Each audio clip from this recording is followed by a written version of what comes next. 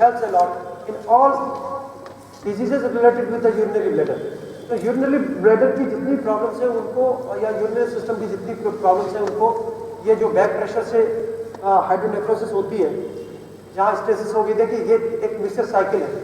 Infection होगा, infection से inflammation होगा, इन्फ्लामेशन से ऑब्स्ट्रक्शन होगी, और ऑब्स्ट्रक्शन से फिर अगेन स्टेसिस होगी, स्टेसिस से फिर इन्फेक्शन होगा। यूरिन का ये एक विशेष साइकिल है। इन्फेक्शन से भी हो सकता है, स्टेसिस से भी इन्फेक्शन हो सकता है, और ये एक विशेष साइकिल है, ये टूट नहीं सकता, बड़ी मुश्किल होती है। ऐसी स्थिति में ये मर्म की चिकित्सा से आप उसको तोड़ सकते हैं विदाउट यूजिंग द एंटीबायोटिक और एनी अदर थिंग। ठीक है, तो उससे क्या कर रहे हैं, just you are improving the function of जो यूरोकाइनेटिक्स है उसको इम्प्रूव कर रहे हैं। You are improving the urokinetics. जो पेशाब बनाने वाली सिस्टम है उसकी पूरी की पूरे फंक्शन को आप नॉर्मलाइज कर रहे हैं, उसको स्टिमुलेट कर रहे हैं, तो इससे it is very helpful in many cases. अब जब हम लोग कॉम्बिनेशन आपको बताएंगे रीनल डिजीजेस के लिए, उसमें हम आपको बता सकते हैं इंद्रवस्ती मर्म, तो हमने आपको बताया हाथ पैर का इंद्रवस्ती मर्म कर लीजिए, पार्श्व संधि मर्म कर लीजिए, पार्श्व संधि के साथ साथ आप नीचे का गुल्फ मर्म कर लीजिए, और उसके साथ साथ ये वर्म मर्म कर लीजिए। तो ये पूरा पैकेज किसके लिए हो गया, किडनी डिजीज के लिए हो गया, without diabetes and without blood pressure. लेकिन यदि इसमें ब्लड प्रेशर और डायबिटीज साथ है तो आप उसमें कंबाइन क्या करेंगे, तन हृदय करेंगे और साथ में ऊपर को और उसमें वो कर लेंगे। ठीक है, तो ये कॉम्बिनेशन ऑफ मर्मास का कॉम्बिनेशन है, and it is prescription for the urinary disorder. ठीक है, ये एक कॉम्बिनेशन बन जाता है, इसकी टेक्निक आप इसमें। अब इसके बाद दूसरा मर्म आता है जिसको हम लोग कहते हैं कि जो नाभि मर्म है। ठीक है, नाभि मर्म के ऊपर हाथ रखिए, मणिपुर पे अंगूठा बंद, ये मुट्ठी बंद करके मुट्ठी बंद कर लीजिए, इसके ऊपर दूसरा हाथ रख लीजिए और फॉरवर्ड बेंडिंग कीजिए after taking the deep breath. After taking deep breath we have to go for the forward bending. और जो फॉरवर्ड बेंडिंग है उसमें क्या करना है, मंडूकासन से क्या क्यों डिफरेंट है, in case of Mandukasana just you are splitting the rectal muscles. हम लोग क्या करते हैं, मंडूकासन में दोनों हाथों को साइड बाय साइड रखते हैं, दोनों रेक्टाइल मसल पे रखते हैं, और उसको जब भी हम ये करते हैं तो ये स्प्लिट होती है, रेक्टाइल मसल स्प्लिट होती है। But in this case what we are doing, we are putting the whole fist over the navel part, और उसको करके हम ये फॉरवर्ड बेंडिंग कर रहे हैं। तो हम सीधे directly just we are transmitting the pressure over the navel part, और ये नाभि के लिए और समान वायु की बीमारियों के लिए जहाँ भी होती है इसको कर सकते हैं। किडनी के जहाँ पे क्रॉनिक रीनल फेलियर की कंडीशन है या मेटाबॉलिक डिसऑर्डर्स की कंडीशन है, जहाँ पे हम ऊपर मर्म को करते हैं, उसके साथ साथ ऊपर मर्म के साथ क्या करना चाहिए, नाभि मर्म को भी स्टिमुलेट करना चाहिए। All metabolic disorder, all problems, इनके साथ साथ इसको मर्म को करना चाहिए। दबाना नहीं है, आपका जो प्रेशर पड़ रहा है उससे अपने आप हो रहा है, आपको नहीं दबाना। ये देखिए जब आप फॉरवर्ड बेंडिंग करें तो सांस का जो सांस का ये फर्क है कि हम मंडूकासन में हम सांस बाहर निकालते हैं, इसमें हम सांस भर के करते हैं। सांस भरे बिना, देखिए जब भी हम लैप्रोस्कोपिक सर्जरी करते हैं तो जो एब्डोमिनल कैविटी में कार्बन डाइऑक्साइड फिल करते हैं तो उसमें क्या करते हैं, हम उसको पहले फिल करते हैं, उसके बाद नाभि, हमें इंटेस्टाइन को नहीं करना, हमें नेवल पार्ट को, उस नेवल पार्ट को स्टिमुलेट करना। तो उसको just there should be gap between the peritoneum, mesentery, intestine and the abdominal wall. हम प्रेशर किस पे दे रहे हैं, हम एब्डोमिनल वॉल के उस पर्टिकुलर जोन पे दे रहे हैं जिससे कि वो स्टिमुलस सेक्ट्रल लंबोसेक्ट्रल प्लेक्सस तक ट्रांसमिट हो रहा है। हमारा कोई मतलब इंटेस्टाइन को रप्चर करने का नहीं है, हमारा कोई मतलब मेसेंट्री को रप्चर करने का नहीं है, हमारा कोई मतलब ओमेंटम को छूने का नहीं है। ठीक है, समझ रहे हैं हमारी बात। तो हाथों से हमारा कोई लेना देना नहीं, हमारा तो सिर्फ नाभि के उस हिस्से को जो बाहर से दिखाई देती है, उस रीजन को, उसकी सप्लाई से जो डर्मोटोन्स के माध्यम से जो सिग्नलिंग हमको भेजनी है, हमको उसको भेजना। ठीक है, मर्म इसीलिए ये मर्म है। ठीक है, मर्म को मर्म के रूप में, इसलिए हमने क्या करना, अंदर सांस भर के हम लोग को just we are going to stimulate this part. अब आप ऐसे ऐसे करते रहेंगे तो नहीं स्टिमुलेशन होगी, तो ये प्रेशर पूरा पड़ेगा, जब ऐसे पूरा प्रेशर पड़ता है तभी वो उसकी स्टिमुलेशन उसमें जाती है। तो आपने अब तक क्या गुदा मर्म देख लिया, दूसरा आपने नाभि मर्म देख लिया, और तीसरा आपने वस्ती मर्म देखा, और तीसरा नाभि मर्म देख लिया। सब वो कहते हैं कि नाभि गिर गई है, इससे भी यही वो नहीं, उसको बताएंगे नाभि मर्म, नाभि कैसे गिरती है। नाभि को मैं बताता हूँ कि नाभि कैसे गिरती है, क्योंकि इससे संबंधित है, उसको भी हम बता देंगे। जो नाभि मर्म है ये किससे संबंधित है, देखिए समान वायु को, प्राणवायु ऊपर है, नाभि देश में जो है समान वायु है। और ये समान वायु जो है जब भी कोई भी मेटाबॉलिज्म होता है, जब भी कोई डिफरेंशिएशन होता है, जैसे यूरिन का एक्सक्रीशन, कैसे हम ब्लड में से यूरिन एक्सक्रीट होता है, ब्लड में से स्टर्कोबिलिरुबिन निकलता है, ये बिलिरुबिन बिलिवर्डिन निकलते हैं, ये कैसे इसके मेटाबोलाइट्स इसमें से एक्सक्रीट होते हैं, या कैसे हमारा जो फूड के जो न्यूट्रिएंट्स हैं ब्लड में जाते हैं और remaining part as a faecal material it comes out through the rectum intestine, gut से लोअर गट से कैसे निकलता है, ये सारी की सारी एक्टिविटी जो डिफरेंशिएशन की एक्टिविटी है वो समान वायु करती है। और जो ट्रांसपोर्टेशन का काम करती है वो कौन सा करती है? अपान वायु करती है। तो अपान वायु के लिए तो हमने आपको बताया था नीचे का सिस्टम है, लेकिन जहां मेटाबॉलिज्म में या डिफरेंशिएशन में कहीं गड़बड़ है उसके लिए हमको समान वायु और नाभि का इस्तेमाल करना चाहिए। नाभि का प्रयोग हम उसमें हम उसको कर सकते हैं। अब एक जो प्रश्न इन्होंने क्या किया कि the displacement of the naval displacement, medical science में हमको कभी कुछ नहीं मिला।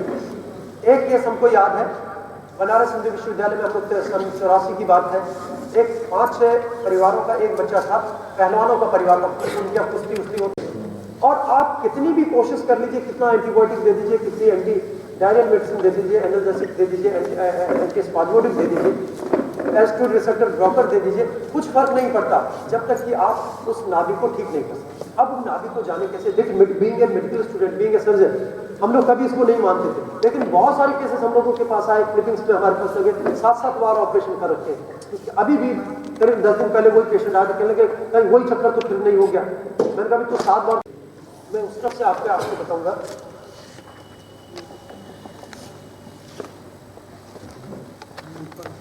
देखिए, जो ये अम्बिलिकल कॉर्ड है, यहाँ से अम्बिलिकल कॉर्ड मदर प्लेसेंटा से जुड़ी थी और प्लेसेंटा यूट्रस से जुड़ा था, और हम मदर के सर्कुलेशन से कनेक्टेड थे।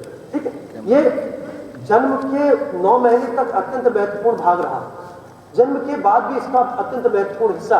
आपने कभी कद्दू देखा? कभी आप हिल स्टेशन पे गए हो या क्या कहते हैं पुणे की तरफ गए हो, तो जो कद्दू सुखाते हैं, पीले कद्दू जो हो जाते हैं, उनको छतों पे रख देते हैं, और छतों पे रखने के बाद जब जिसकी डंडी टूट जाती है, जो उसकी अम्बिलिकल कॉर्ड होती है, वो जो ऊपर का डंडी होती है जो टूट जाती है, वो सड़ जाता है। जिसकी डंडी टूटी बनी रहती है वो ठीक रहता है। तो उसमें भी वो क्या करते हैं, जो टूटी होती है उसके ऊपर वो थोड़ा सा गोबर लगा के सुखा देते हैं, वो कद्दू खराब नहीं होती। ऐसे ये अम्बिलिकस है। ये अम्बिलिकस का आज हमारे से सीधे मदद से संबंध नहीं है, लेकिन ये आज भी सोर्स ऑफ एनर्जी है। इसको हम अपने पूरे शरीर का केंद्र मानते हैं। यदि आप ये देखें, ये पूरे शरीर का ये हमारा केंद्र है। ठीक है, इसी से सारी चीजें होती हैं, तो इसको just we have to take care of it. और मेडिकल साइंस में भले ही हम इसको न जान पाए, लेकिन इसके कॉम्प्लिकेशंस होते हैं, और इसको यदि हम करेक्ट करते हैं तो वो ठीक होते हैं। तो इसको हम कैसे मेजर कर सकते हैं? इसके मेजरमेंट का एक टेक्निक है कि जब कभी हम लोग एक्सरे करते हैं या कोई और MRI या उसका करते हैं, तो एक ऊपर से एक बीम आती है हमारी मशीन में होता है, तो बीम क्या करती है, वो पूरी मिड लाइन क्रॉस करनी चाहिए। ठीक है, मिड लाइन बिल्कुल क्रॉस करते हैं। ऐसे ही इसको जब आप बिल्कुल एकदम मिड लाइन पे आप आदमी को खड़ा करते हैं, बिल्कुल एकदम मिड लाइन पे होना चाहिए। उसके बाद क्या करना, इस निप्पल से लेके अम्बिलिकस से और इससे लेके इसकी दूरी नाप लेनी। यदि ये फर्क होता है, एक डायमेंशन बड़ी है और एक डायमेंशन छोटी है, तो इसका मतलब उसका नेवल डिस्प्लेसमेंट है। और नेवल डिस्प्लेसमेंट को ये तो इंस्पेक्शन हुआ, इसको क्या हुआ, हम इंस्पेक्ट कर रहे हैं या मेजर कर रहे हैं। दूसरी टेक्निक होती है इंस्पेक्शन, पैल्पेशन, परकशन और अस्कल्टेशन। 4 चीज होती है ना किसी भी बीमारी को जानने के लिए। दूसरी टेक्निक क्या होती है, just we are going to palpate. Palpation के साथ साथ अस्कल्टेशन भी है इसमें। पैल्पेशन के साथ क्या है, अस्कल्टेशन है। आप जैसे मर्मों को स्पर्श करते हैं, वैसे ही आप हाथ की मुद्रा को बना लीजिए। ऐसे कर लीजिए, 5 उंगलियों को मोड़ लीजिए, और उसके बाद just put your finger just over the umbilicus, और अम्बिलिकस पे रखने के बाद हल्का सा प्रेशर, ये नहीं कि पहुंच दे, पता लगा पेट में दर्द हो गया, उसकी इंटेस्टाइन परफोरेट कर दिया, उसका पेरिटोनियम में मिजेंट्री में कहीं कोई दिक्कत कर दी। उसके बाद आप क्या कर सकते हैं, just you can feel the pulsation, जो इलियक वेसल्स की पल्सेशन होती है, जहां से एब्डोमिनल एओर्टा डिवाइड हो रहा है और वहां से उसकी पल्सेशन हो रही है, तो इसके पीछे महसूस होनी चाहिए, अम्बिलिकस के पीछे धप धप धप पैल्पेट होती है। यदि वो वहां नहीं पैल्पेट हो रही तो क्या करना, all you have to search all around the umbilical cord, umbilicus के चारों तरफ उसको फील करके देखिए। अपवर्ड डिस्प्लेसमेंट हो सकता है, साइड टू साइड डिस्प्लेसमेंट हो सकता है, और डाउनवर्ड डिस्प्लेसमेंट हो सकता है। यही तो हो सकता है, या तो दाईं तरफ सरक जाएगी बाईं तरफ सरक जाएगी, ऊपर सरक जाएगी या नीचे सरक जाएगी। ये हमें समझ में कभी नहीं आया। हमें ये नहीं लगा कि भाई इलियक वेसल्स कैसे, या जो abdominal aorta it is a fixed part, how it happens, कैसे होता है ये मुझे नहीं समझता, लेकिन होता। फिर हम लोगों ने जब ये पढ़ा कि लिगामेंट फ्लूइड होती है और राइट सैक्रोइलियक जॉइंट से टच होता है, वो मिला होता है, जब उस पर खिंचाव होता है तो इंटेस्टाइन के लूप्स इधर उधर मूव करते हैं, उससे उस लिगामेंटम फ्लूइड्स पे और मेसेंट्री पे थोड़ा सा इफेक्ट होता है, उसका ब्लड सर्कुलेशन इफेक्ट होता है, नर्व एंडिंग्स इरिटेट होती है and ultimately the symptoms take place, उस पे इरिटेबल बाउल सिंड्रोम जैसे लक्षण होने लगते हैं। इंटेस्टाइन के वो लूप्स जो खींचते हैं उसमें इरिटेबिलिटी होती है और इरिटेबिलिटी होने से कुछ इन्फ्लेमेटरी प्रोसेस हो सकती है और उसमें कुछ दिक्कत हो सकती है। एंड जब ये हम प्रोसेस करते हैं तब उसके बाद ये ठीक भी हो जाता है। ठीक है, तो उसको ठीक करने की प्रोसेस भी हम लोग साथ साथ डिस्कस करते हैं, how we are dealing with the problem of this navel displacement.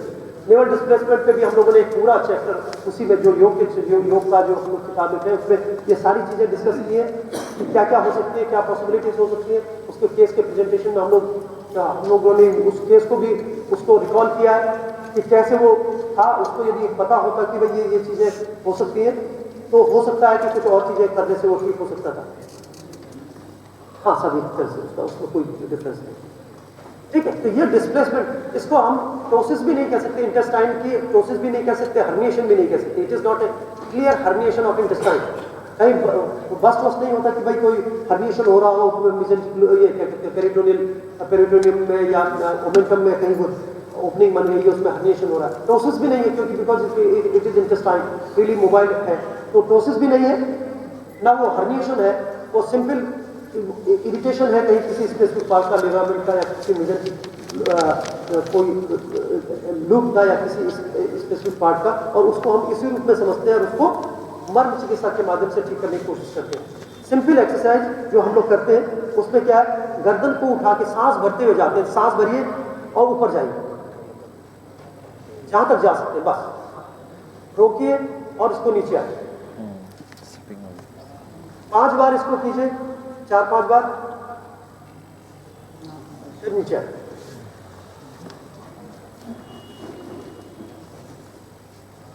फिर नीचे आइए,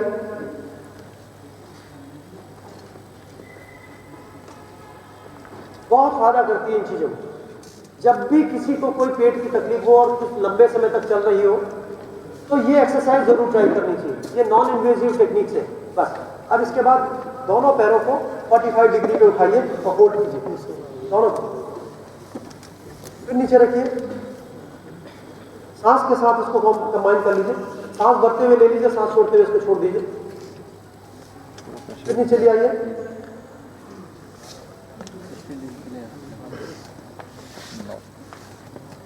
फिर नीचे ले आइए, फिर ऊपर कीजिए। And this much of exercise is sufficient to deal with the displacement of umbilicus.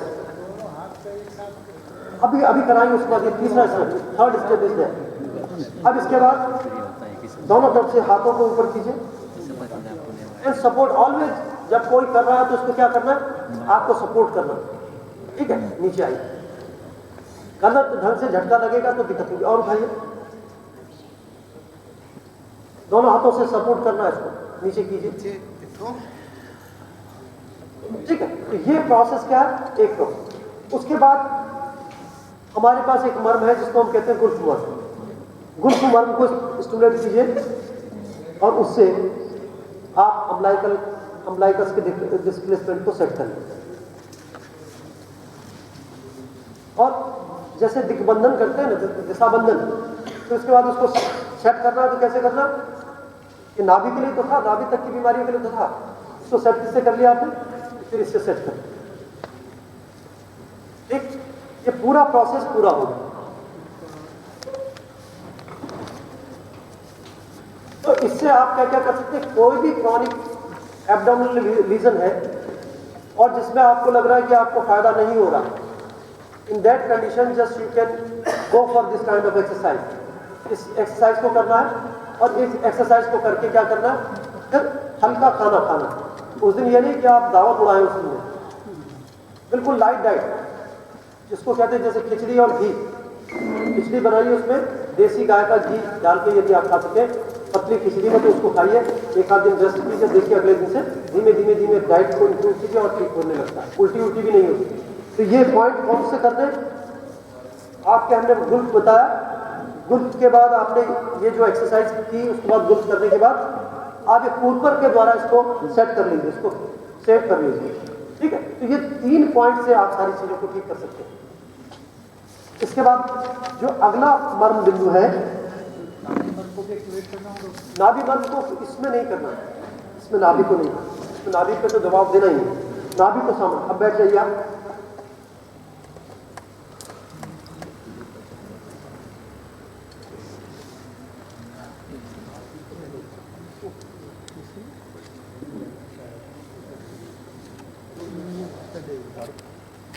आपको बता देता है, उसको कोई समझने की जरूरत नहीं है, इसमें इतना डिटेल में जाने की जरूरत है। It is only for the medical person. देखिए मेडिकल पर्सन्स को ये चीजें हम लोग अभी मेडिकल साइंस का इसको नहीं जानते, इसलिए इसको बताने की जरूरत है। सामान्य आदमी को मेडिकल टर्मिनोलॉजी को यूज करने की जरूरत है। तो इसमें कौन कौन से मर्म है जो दोनों चीजों में कॉमनली यूज होते हैं। और पहली बात मैं आपको बताना चाहूंगा कि एक सामान्य नियम है, जब एक कोई नया चिकित्सक काम करता है, प्रिस्क्रिप्शन राइटिंग करता है, तो कोशिश करता है कि 4, 5, 6 दवाइयाँ लिखे, तो कोई तो काम करेगी। ऐसे ही हमें भी शुरू करना है। Initially we have to start with all marmas. All marmas means यदि कमर से नीचे की तकलीफ है तो सारे के सारे मर्म करो। सिर्फ किसको छोड़ देना, तल हृदय मर्म को छोड़ देना। तल हृदय को या सिरा, ये कहा जाता है कि सिरा मर्मों को नहीं एक्टिवेट करना चाहिए, सिरा मर्मों को कभी भी छूना नहीं चाहिए। तो सिरा मर्मों को छोड़ के सारे मर्मों का भी हम उसका भी क्लासिफिकेशन थोड़ा सा बताएंगे। वो हिस्सा हम लोगों ने इस बार कम कर दिया, निकाल दिया, क्योंकि वो थ्योरेटिकल पोर्शन कई लोग रिपीटेड होते हैं कि इसमें कौन सी संधि होती है, अस्थि होती है, उसमें भी लोग थोड़ा सा उसको हम सिर्फ मेडिकल स्टूडेंट्स के लिए ज़्यादा रखते हैं, तो उसको भी हम लोगों ने निकाल दिया। प्रेजेंटेशन मेरे पास करीब 100 से ज़्यादा प्रेजेंटेशन है, हर जगह के लिए अलग प्रेजेंटेशन हम लोग बनाते हैं। उसी चीज़ को कैसे किस रूप में कहाँ प्रस्तुत करना है उसको देखना हम लोगों को पड़ता है। आपके इंटेंशन से मुझे पता लगता है कि मुझे आपको क्या बताना है। यदि आपको एक किसी को जबाई आने लगती है तो मैं समझता हूँ कि उंगली से नहीं दबाना, किससे चीज़ से दबाएंगे, अंगूठे से दबाएंगे, अपने अंगूठे से दबाएंगे, हाथ के अंगूठे से, और टूवर्ड्स द हेलिक्स, अंगूठे की तरफ ही दबाएंगे अंदर की। यदि आप दोनों हड्डियों के बीच में यदि एक बड़ी उंगली है छोटी उंगली के बीच में ऐसे दबाते रहेंगे तो क्या होगा, ये you are exerting the pressure over the bones, you are not actually stimulating the जो साइट ऑफ स्टिमुलेशन है, साइट ऑफ मर्मा है, उसको स्टिमुलेट नहीं कर रहा। ये प्रेशर कहाँ एक्सर्ट हो रहा है, ये मसल्स, ये क्या कहते हैं, हड्डियों पे, बोन्स पे हो रहा है। तो ये जहाँ पे प्रेशर जाना चाहिए वो नहीं हो रहा। आप कोशिश तो कर रहे हैं कि भाई ये होना चाहिए, लेकिन होता नहीं है, तो इसलिए उसके रिजल्ट्स नहीं मिलते। इसलिए आपको प्रॉपर टेक्निक आनी चाहिए कि कैसे किस मर्म को कैसे करना है। ये मर्म को जानना ही काफ़ी नहीं, मर्म को जानकर उसको कैसे स्टिमुलेट करना है, ये it is also very important. Second Marma point is Gulf. जिसने गुल्फ पकड़ लिया उसने सब कुछ पकड़ लिया। बाकी सारे मर्म हम लोग क्या करते हैं, प्रेशर देते हैं, और कुछ मर्मों को हम लोग वाइब्रेट करते हैं। हम लोग तो इसको भी वाइब्रेट करते हैं, आपको नहीं बताते। हम लोग तो यहाँ भी वाइब्रेट करते हैं, आपको नहीं बताते। यहाँ पे भी क्या है, यहाँ से अल्नर नर्व पास होती है इस बोनी प्रोमिनेंस के पास, हम उसको भी वाइब्रेट करते हैं, लेकिन हम आपको नहीं बताते, क्योंकि ये गलती से गलत हो गया तो पूरी जो अल्नर नर्व है उसका डैमेज हो जाएगा और क्लॉ हैंड की कंडीशन हो जाएगी, वो गड़बड़ हो जाएगा या डिसेंसिटाइजेशन हो जाएगा। तो कहाँ वाइब्रेशन करना है, कहाँ आपको स्टिमुलेट करना है, ये सारी चीज़ें आपको पता होनी चाहिए। इसलिए उसको ठीक ढंग से उसी ढंग से सीखिए। तीसरा जो मर्म होता है उसको हम कहते हैं इंद्रवस्ती मर्म। इंद्रवस्ती मर्म आपको जैसे मैंने बताया कि ऊपर से 4 अंगुल पे होता है, लेकिन करना क्या है, नीचे से 8 अंगुल पे हम लोग उसको करते हैं, और ऊपर से फिर एक दूसरा अभी फिर उसका वेरिएशन बताएंगे। जैसे कल कुछ लोगों को बताया कि इंद्रवस्ती यहाँ से हम 8 अंगुल पे भी करते हैं, ऊपर से 4 अंगुल पे भी करते हैं। तो वो हम लोगों ने अपने सिस्टम को डेवलप किया कि कैसे हम उसको दोनों चीज़ों को, वो किसी दूसरे रेफरेंस पे कोट की गई है चीज़ें। एक चीज़ और बता दूँ, ये चीज़ मुझे कैसे पता चली कि ये जो पूर्पर है, पूर्पर से लिवर ठीक होता है या स्प्लीन ठीक होता है, कहीं नहीं लिखा। समान वायु का तो कंसेप्ट था कि भाई समान वायु से ठीक होता है। सुश्रुत संहिता में शिरावेद के अध्याय में, धमनी व्याकरण के अध्याय में उन्होंने लिखा है कि यदि किसी व्यक्ति का लीवर खराब है तो यकृत दाल्युदर में कनीनी, ये जो कनिष्ठा होती है और ये जो अनामिका होती है, इन दोनों के बीच की जो सिरा है उसका वेदन करना चाहिए। और इस कूपर जो सिरा है, इसको कूपर सिरा का, कूपर संधि के ऊपर की सिरा का वेदन करना चाहिए। इस यहाँ सिरा होती है जो ब्लड वेसल ऊपर से जो वाइटल वेन होती है उसका, उसमें लिवर को खराब है, या लिवर खराब होगा तो इस तरफ की, यदि स्प्लीन खराब हो बढ़ेगी तो इस तरफ। क्योंकि हम लोग विज्ञान के विद्यार्थी हैं, विज्ञान पढ़ा हम लोगों ने, बायोलॉजी, फिजिक्स, केमिस्ट्री, बायोकेमिस्ट्री सारी पढ़ी और ये पढ़ी, तो लगा कि भाई यदि आप ब्लड यहाँ से निकालें, चाहे यहाँ से निकालें और यहाँ से निकालें, कोई फर्क पड़ता? मेरी समझ में नहीं आया कि यदि हम ब्लड इस वाली कैपिलरी से, इस वाली वेन से निकालें या इस वाली वेन से निकालें तो कोई फर्क नहीं पड़ता। सबका जो कंस्टिट्यूएंट सब्सटेंसेस है वही रहेंगे, जो उसका PCO2 लेवल है वही रहेगा, PO2 लेवल वही रहेगा, प्लाज्मा ऑक्सीजन लेवल वही रहेगा, हाइड्रो जो उसमें मेटाबोलाइट्स है वो सारे वही रहेंगे। क्या क्यों इससे ये चीज़ ठीक होती है, इससे वो चीज़ ठीक होती है, मेरी समझ में नहीं आई।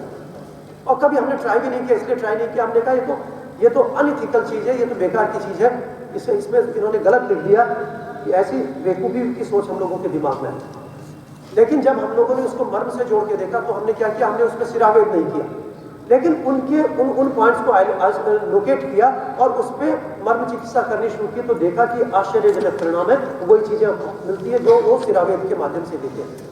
तो सिरावेद का मतलब क्या था, उन्होंने इनडायरेक्ट स्टिमुलेशन दिया कि भाई सिरावेद करेंगे तो वहाँ से उसका लोड कम हो गया, थोड़ा बहुत वहाँ पे कोई प्रेशर पड़ेगा तो ठीक होगा, उससे ठीक होगी। हमने डायरेक्ट उन स्थानों को प्रेशर देना शुरू किया और उससे वही रिजल्ट्स मिले। तो लगा कि फिर हैट्स ऑफ किया कि भाई ऐसे लोगों को उन्होंने इनडायरेक्ट वे में इसलिए लिखा कि यदि इसके कोई कॉम्प्लिकेशंस ना हो और इससे उसका बेनिफिट भी मिल जाए। ठीक है, तो ये सारे के सारे मर्म के बिंदु हमने कहाँ से सीखे, ऐसी जगह से सीखे और हमने उनको अपने रूप में प्रस्तुत किए। ठीक है, तो ये कोई ये कहे कि सबसे पहला मैं ही व्यक्ति हूँ जिसको मर्म के विषय में पता चला, ये जो वो सोचे तो मेरे से बड़ा बेवकूफ कोई नहीं। ठीक, तो ये सारी चीज़ें सबको पता थी, सेपरेट हो जाता है, मसल स्टॉप हो जाती है और उसके बाद आप जब वो करते हैं तो आप you are not going to damage what will follow. ऐसे जो ये जो दूसरा मर्म अंशफलक हम लोग कर रहे हैं, रहती कर रहे हैं, तो इसके लिए भी आपको उसको करना। आप एक प्रकाटिका मर्म से हम लोग शुरू करते हैं। ये गर्दन का के ऊपर जो मर्म होता है इसको क्या कहते हैं, यहाँ पे जहाँ पे एटलेंटो एक्सियल ज्वाइंट होता है, उसके ऊपर जहाँ पे खोपड़ी पहली वर्टिब्रा से आर्टिकुलेट करती है, इसके पास इसको कहा गया क्रिकाटिका मर्म, जिसके लिए मैंने आपको बताया कि हम कैसे स्टिमुलेट कर सकते हैं। When we are holding this pose, इसको ऐसे पोज को होल्ड कीजिए और ऐसे इसको हाथों को लगाइए एंड देन प्रेस इट। तो आप जहाँ पे प्रेशर फील कर रहे हैं वो क्रिकाटिका मर्म है। अपने आप उसी देखिए, हम एक टेक्निक और आई, वो जो सबसे बढ़िया हाथ दबाता हो वो व्यक्ति मेरे पास आएगा। मैं आपको टेक्निक बता रहा हूँ, कोई भी आप आ जाइए, आप आ जाइए, कोई सा आप आ जाइए, आप आ जाइए। देखिए, जब भी आपको इस हिस्से के मर्मों को आइडेंटिफिकेशन की टेक्निक है, जैसे हम किसी भी बीमारी को पता करने के लिए कोई अल्ट्रासाउंड या कुछ कराते हैं, अब इस हाथ को दबाइए। यदि कोई व्यक्ति आपके पास आता है कि मेरे गर्दन में दर्द है, मेरे यहाँ दर्द है, या टेनिस एल्बो है, कुछ भी कहता है, तो आप उससे कहिए कि हाथ दबाओ, जोर से दबाइए जो जितनी जोर से दबा सकते हैं दबाइए, दोनों हाथों दबाइए जो। अब आप कहाँ पे फील करते हैं, मेरे हाथ में दर्द नहीं होगा। ठीक है, ये क्या है, these are the marma heights. ये आपका अपना ट्रीटमेंट भी मैं आपको बता दे रहा हूँ। यदि आपको 50-100 मरीजों का ट्रीटमेंट करना पड़े तो आपके हाथ बेकार हो जाए। ठीक है, अपने को सुरक्षित रखने के लिए क्या करना, ये दबाइए जोर से। 2 आदमी और भी दबाएंगे तो भी इसमें फर्क नहीं पड़ेगा, दबाइए जोर से। तो ये मेरा ट्रीटमेंट हो रहा है। और इससे क्या हो रहा, जहाँ पे भी खिंचाव होगा, यदि कोई अफेक्टेड साइट होगी तो वो बताएगा कि कहाँ पे पेन हो रहा है, तो आप आइडेंटिफाई कर सकते हैं कि इसके कौन से मर्म में सबसे ज्यादा बीमारी का असर किसके मर्म में। ठीक है, ये भी हमारी एक डायग्नोसिस की टेक्निक। इसीलिए इससे 2 फायदे हो रहे हैं, एक तो हमारा फायदा हो रहा है कि हमारे मर्म दब रहे हैं, हम नहीं तो हमारे हाथ में दर्द होगा। तो इसके बाद क्या कहता है कि यहाँ खिंचाव हो रहा है, बताता है आपको, फिर यहाँ खिंचाव हो रहा है, फिर कहता है कि यहाँ खिंचाव हो रहा है, इसी तो आप उसको रीजनल पार्ट को आप आइडेंटिफाई कर लेते हैं कौन से मर्म, और जिस मर्म पे होता है तो उसके ऊपर नीचे मर्मों को ज्यादा प्रेसाइज करना होता है। ये एक्सपीरियंस से आता है, सामान्य हम लोग बताते नहीं। मैं पता है कुछ लोग देखते हैं हम ऐसे ऐसे कर रहे हैं, फिर इसको कर रहे हैं, हमें एक अनुभव हो गया इससे कि किस मर्म में ज्यादा है, उस मर्म को कम छुआ जाता है। जिस मर्म में कोई आघात है, जिस मर्म में कोई तकलीफ है, उसको नहीं छूना। उसके आसपास के मर्मों को उपचारित करेंगे तो वो ठीक होता है। ठीक है, उसको बीमार को यदि कोई बीमार घोड़ा है उसको आप चाबुक से मार के दौड़ाएंगे तो क्या होगा, और गिरेगा। तो उसको नहीं करना, उसके आसपास की चीजों को करना। ठीक है, तो जो काम, जैसे कोई ऑफिस में 4 बंदे काम करते हैं, जो बीमार है उससे दूसरे आदमियों से उसका काम करा लेते हैं ना, तो ऐसे ही हमें दूसरी चीजों से उसको स्टिमुलेट कर रहे हैं, तो उसको हमेशा आसपास। तो ये टेक्निक क्या है, आप इसको देखें। फिर क्या, जैसे पैरों के लिए क्या है, आप पूरा उठाने की कोशिश कीजिए पीछे। तो जब पीछे से उठाएगा तो उसको पता चलेगा कि आड़ी के पास, उर्वी के पास कहाँ पे दर्द है। आदमी बताता है जोड़ में किस जगह पे दर्द है। तो एनाटॉमिकली हम लोग पता करते हैं कि एसीएल की वजह से कहाँ है, क्या क्या डिस्क की वजह से कहाँ हो सकता है, पेन किस जगह पे किस कारण से होता है, वो उस स्ट्रक्चर के डैमेज से होता है। जैसे हम ये मान के चलिए कि पेट में दर्द है, पेट में दर्द होता है, एक आदमी चीख रहा है बुरी तरह से और पेट का दर्द है, पेट के दर्द में दाईं तरफ दर्द है, तो हम लोग तुरंत कंसर्न होते हैं कि भाई दाईं तरफ का पेट का दर्द है तो हमें इमरजेंसी में महसूस होनी चाहिए। छाती में यदि बाईं तरफ दर्द है तो इमरजेंसी। एक आदमी चीख रहा है और दाईं तरफ कह रहा है मेरी छाती में दर्द है, मर गया, और हम उसको देख नहीं रहे, वो सोच रहे कि यार वो आदमी छाती में इतना भयंकर दर्द है दाईं तरफ। एक आदमी हल्का सा भी कह रहा है कि छाती में मेरे भारीपन है बाईं तरफ, हम उसकी तरफ ज्यादा ध्यान दे रहे हैं। क्यों? क्योंकि जो left side of the chest उसमें इमरजेंसी हो सकती है कि बिकॉज हार्ट इज देयर, और right side of the abdomen उसमें अपेंडिक्स हो सकता है, उसमें गॉल ब्लैडर हो सकता है, उसमें second part of duodenal perforation हो सकती है। तो सर्जिकल लीजन्स किसमें होते हैं, राइट साइड में ज्यादा हो सकते हैं। यदि उसमें कोई पेन है तो इसमें कोई इमरजेंसी हो सकती है। तो ऐसे ही मर्मों को जानना चाहिए कि किस मर्म में ज्यादा परेशानी हो रही है, तो उसको स्ट्रेच करेंगे तभी तो उसको कोई स्पेसिफिक पोस्चर एडॉप्ट कराएंगे। तो वो हम लोगों ने कुछ पोस्चर्स एडॉप्ट किए। हाथ के लिए तो हम इस ढंग से कहते हैं, पैरों के लिए हम कहते हैं कि पीछे की तरफ पैर को ऐसे उठाइए, लेटा के पैरों को उठाइए, तो जब भी उसको खिंचाव होगा तो खड़े होकर भी करा सकते हैं आप, उसको पीछे कराइए, तो जहां होगा भयंकर पेन होने लगेगा उसको। ठीक है, वो आइडेंटिफिकेशन के लिए कि वो कौन सा मर्म का बिंदु है जो सबसे ज्यादा अफेक्टेड है, उसको न टच करके उसके आसपास के मर्मों को ज्यादा प्रेरित करना चाहिए, धीमे धीमे उसको भी ट्रीट करना चाहिए। तो ये सारी की सारी चीजें हमने आपको बताई कि मर्म चिकित्सा से संबंधित कैसे इसको हम लोग ट्रीट कर सकते हैं। ये प्रोसेस आप लोग सब जान गए हैं। हम लोगों ने होती है, एक तो इंस्टेंट रिस्पॉन्स मिलता है। इंस्टेंट का मतलब क्या है, in terms of the pain, in terms of the spasticity, in terms of जो हम इसकी मोबिलिटी बढ़ती है, यदि कोई चल नहीं पा रहा तो तुरंत चलने लगता है। और जो परमानेंट है वो परमानेंट पे डिजीज क्योर होती है। और यदि आप एक्सरे में भी देखें तो एक्सरे में भी ये चेंजेस 3 से 6 महीने बाद आप ऑस्टियोआर्थराइटिस के केसेस में आप एक्सरे में भी चेंजेस देख सकते हैं कि जो पोटेंशियल जो गैप है खत्म हो गया, वो मेंटेन हो जाता है। तो 3 से 6 महीने के बाद ये जो रेडियोलॉजिकल फाइंडिंग्स है उनमें भी फायदा होता है। तो आप ये समझ सकते हैं कि ये कितनी इंपॉर्टेंट साइंस है, और इसको हम बिना पैसे की, कोई पैसा लगता है, कोई नहीं पैसा लगता है। इसके साथ कुछ दवाई जरूर लिखनी पड़ती है, जबरदस्ती हम लोगों को लोग कहते हैं कि भाई कुछ ना कुछ तो दवाई लिखी। हम लोगों के साथ ही कहते हैं ये क्या बेवकूफ़ी का काम कर रखे हैं, कुछ तो दवाई लिखी। तब हम लोगों को कुछ ना कुछ दवाई लिखनी पड़ती है, कुछ दवाई देनी पड़ती है। देखिए, आप किसी चीज़ का कभी कोई जप करते हैं ना, गायत्री मंत्र का, मृत्युंजय मंत्र का, या कोई भी मंत्र जाप करते हैं, तो हाथ में आप क्या लेते हैं, माला। तो माला का उससे कोई लेना देना, उसको क्या कहते हैं, सुमिरन, जो हमें स्मरण कराती है कि हमें जप करना, या हमने कितने जप करने। ऐसे ही दवाई हम लोग कहते हैं कि 3 बार दवाई खानी, 3 बार मंत्र चिकित्सा करनी। तो 3 बार गोली खाई है, 3 बार मंत्र चिकित्सा की। दवाई खानी तो याद रहती, मंत्र चिकित्सा करनी याद नहीं रहती। खाना नहीं खा सकता, बाकी फिजिकली उसको ठीक दिखाई दे रहा है। दूसरी चीज क्या हो सकती है, वो टोटल स्पास्टिक हो सकता है, ट्रिपल ऑन बेड हो सकता है। आप उसमें देख सकते हैं कि नीचे के दोनों पैर बेकार है बच्चे के, एक बच्चे की आंखें तिरछी हैं, एक बच्चा गेज नहीं कर सकता, किसी चीज को देख नहीं सकता। तो डिफरेंट सिम्टम्स के साथ बहुत सारे बच्चे हमारे आसपास हमको दिखाई देते हैं, और उसका कोई इलाज नहीं। ये पहली बात है कि इसका कोई इलाज नहीं। तो सेरेब्रल पाल्सी सब लोग जानते हैं, इसको हम लोग मोटी मोटी भाषा में मैं हिंदी में ही इसको बताऊंगा।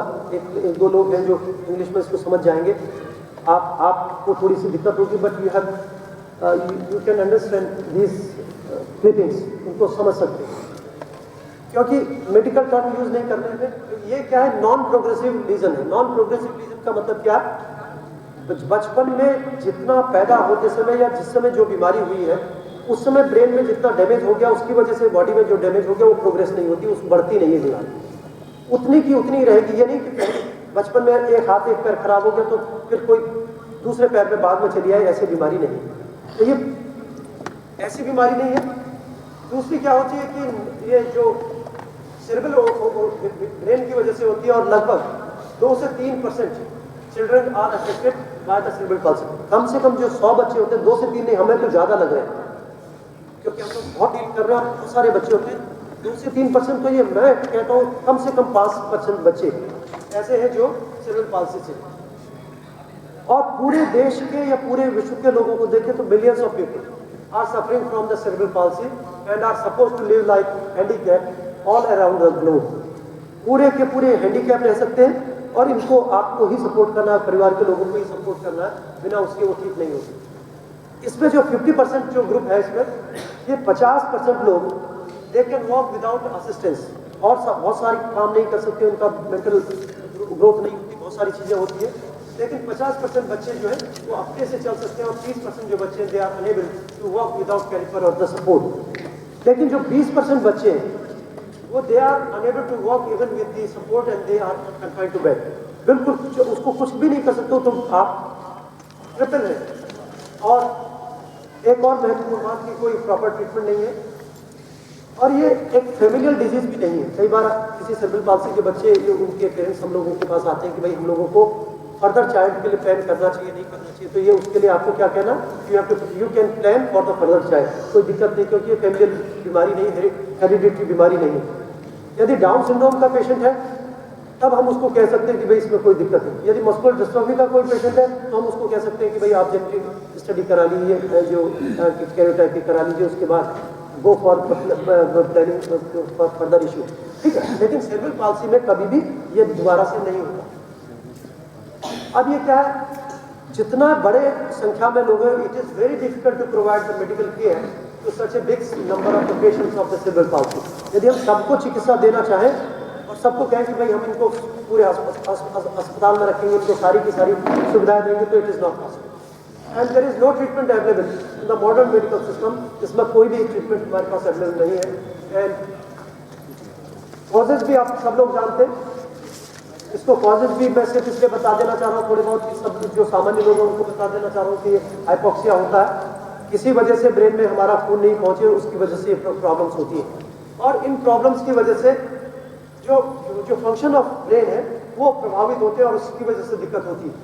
इसमें सिंपल कोई इन्फेक्शन हो सकता है, ब्रेन का कोई इंसेफ्लाइटिस हो गई, मेनिंजाइटिस हो गई, ब्रेन में कहीं कोई इन्फेक्शन हो गया, उसकी वजह से हो सकता है। यदि बचपन में ड्यूरिंग लेबर किसी वजह से बच्चा रोया नहीं, उसमें सांस नहीं पहुंची, उसकी वजह से हो सकता है। कभी कभी ग्लूकोज लेवल ब्लड में एकदम कम हो गया, मदर के ब्लड में या बच्चे के ब्लड लेवल कम हो गया, उससे वो हो सकता है। कभी कभी एक बहुत कॉमन है हम लोगों के यहाँ, जिसमें पीलिया की तकलीफ होती है, पैदा होते ही बच्चे को पीलिया हो जाता है। और जो पीलिया हो जाता है तो हम लोग सोचते हैं कि इट इज फिजियोलॉजिकल जॉन्डिस है, और कभी कभी वो बहुत हाई हो जाता है, 60, 8, 10, 12, 15 mg पर डेसीलीटर हो जाए, तो उसमें बहुत सारी कॉम्प्लिकेशंस हो जाते हैं। एक सामान्य नियम है कि बिलिरुबिन जो होता है वो ब्लड ब्रेन बैरियर को क्रॉस नहीं करता, लेकिन नियोनेट्स में ये ब्लड ब्रेन बैरियर को क्रॉस करके सेरेब्रल पाल्सी कर सकता है। तो ये सबसे बड़ा खतरा है सेरेब्रल पाल्सी के केसेस में कि ये जो बिलिरुबिन की वजह से, जॉन्डिस की वजह से ये सारा काम हो सकता है। तो जॉन्डिस की वजह से जब ये होता है तो इसको हम ये भी कहते हैं। इसमें क्या हो सकता है, ऐसी स्थिति में क्या होता है, the whole part is spastic, the patient can not straight the hands, he can not work, he can not hold the things with the hand. तो किसी भी वजह से ये काम नहीं कर सकता, और ये कभी जिंदगी में इसका कोई ट्रीटमेंट तो है ही नहीं, किसी भी मेडिकल साइंस में नहीं। But with the help of marma science you can treat the case. और उसके बाद क्या हो सकता है कि उस केस में जितने भी केसेज होते हैं, spasticity goes with in couple of seconds. Spasticity कितनी देर में कम होती है, एक बार आपने उसको दबाया तो उसका हाथ सीधे होने लगते हैं। 1 सीटिंग, 2 सीटिंग, 3 सीटिंग के बाद repeatedly just you have to go, तब तक उसको करना है जब तक कि आप उसको कर सकते हैं। लाइट आ रही है, बाइक चल रही है, बाइक ऊपर में। तो ये हो सकती है, संभवतः हो सकती है, जेनेटिक हो सकता है। तो ये डाउन सिंड्रोम में भी होता है, इसमें भी होता है, लेकिन सेरेब्रल पाल्सी में नहीं होता। सेरेब्रल पाल्सी ये फेमिलियल डिजीज नहीं। ठीक है, तो इसको आप इतना हम लोगों को समझना चाहिए कि फेमिलियल डिजीज नहीं।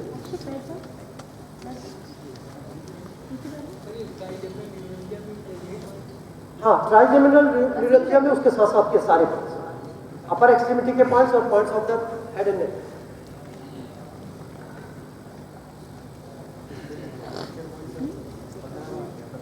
हाँ, उसको उसी ढंग से, तो टेक्निक इससे, टेक्निक सारी की सारी जितने भी मर्द हुए उसकी टेक्निक एक ही है, उसमें कोई टेक्निक को फर्क नहीं।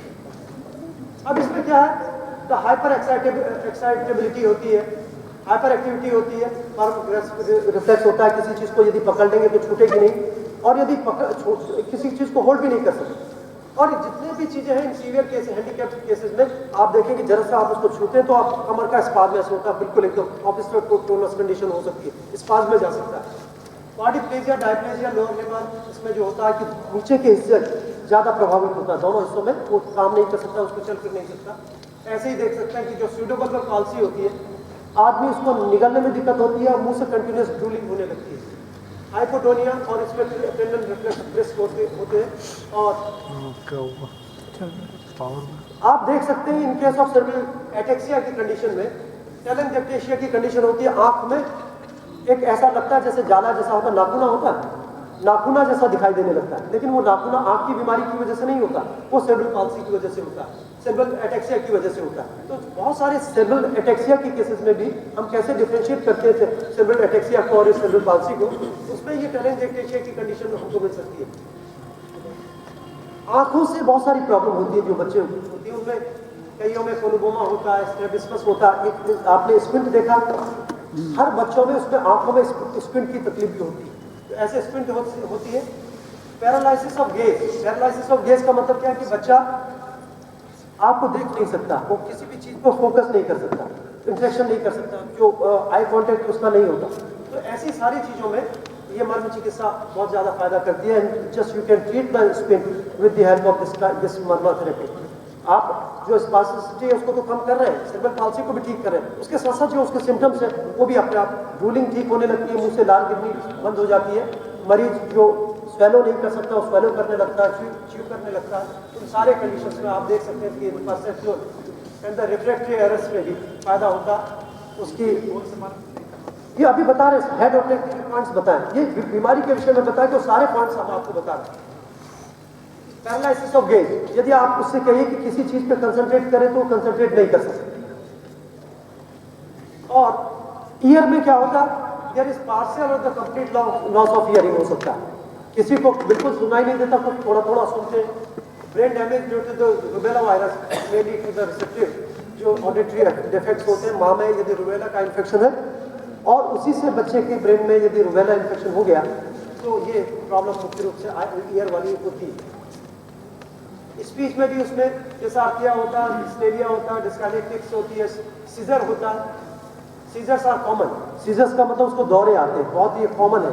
जितने भी सेरेब्रल पॉल्सी के बच्चे होते हैं उनमें से बहुत सारे केसेस में उनको दौरे की तकलीफ होती है, और वो दौरे किसी चीज़ से ठीक नहीं होते। मोस्ट ऑफ द टाइम जो एंटी इपिलेप्टिक ड्रग्स हैं उनको यूज़ करते हैं और उसके बाद भी दौरे पड़ते रहते हैं, जबकि मर्म चिकित्सा करने के बाद ये दौरे भी कम हो जाते हैं, कभी कभी ये दौरे ठीक भी हो जाते हैं, इसलिए उसको आपको मर्म चिकित्सा करनी चाहिए।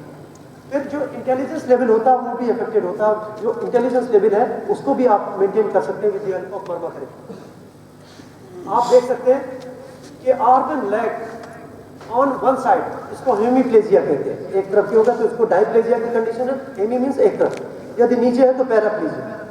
तो हेमीप्लेजिया, डायप्लेजिया एंड क्वाड्रिप्लेजिक पेशेंट होते हैं जो चारों से नहीं चल सकते, ऐसे कंडीशंस के पेशेंट्स होते हैं। ये मोनोप्लेजिया है, एक हाथ बिल्कुल काम नहीं करता। ये लोअर डायप्लेजिया, लोअर लिम्ब है, उसको दोनों काम नहीं करता। इसमें फिर क्या होता है कि डेवलपमेंटल डिफेक्ट हो जाता है। जो साइड इफेक्ट होती है उसका यदि हम एक्सरे करा के देखते हैं तो उसकी हड्डी भी कमजोर होती है, हड्डी भी मजबूत नहीं होती, हड्डी भी छोटी होती है और उसका डेवलपमेंट पूरा नहीं होता। Just you can compare both the hip joints, दोनों हिप जॉइंट को आप कंपेयर कर सकते हैं, तो आप देख सकते हैं कि एक जगह का हिप जॉइंट बड़ा है, एक जगह का हिप जॉइंट छोटा। इसी ढंग से जो सिम्फाइसिस प्यूबिस है उसको भी देख सकते हैं, और जो प्यूबिक ट्यूबरकुल जहाँ इस्चियल ट्यूबरोसिटी है वो भी आप देख सकते हैं कि एक तरफ की इस्चियम छोटी है और एक तरफ की पूरी पेल्विक जो ब्रिम है उसमें there is a lot of difference between the two halves of the pelvis. and there is no treatment available in the modern medical science. Symptomatic treatment of seizure हम लोग करते क्या है कि दौरे का इलाज करते हैं कि जब बच्चे को दौरे होते हैं तो कोई ना कोई इपिलेप्सी की गोली है जो एंटी इपिलेप्टिक ड्रग है उसको देते हैं। और यदि बच्चा एक्साइटेड होता है, हाइपर एक्साइटेड होता है तो उसको ट्रैंक्विलाइजेशन करते हैं। और तीसरी चीज़ कहते हैं जैसे बोटॉक्स जैसी चीज़ें देते हैं जिससे कि उसकी मसल्स रिलैक्स हो जाए। हमारे पास इसके अलावा कोई इलाज नहीं होता।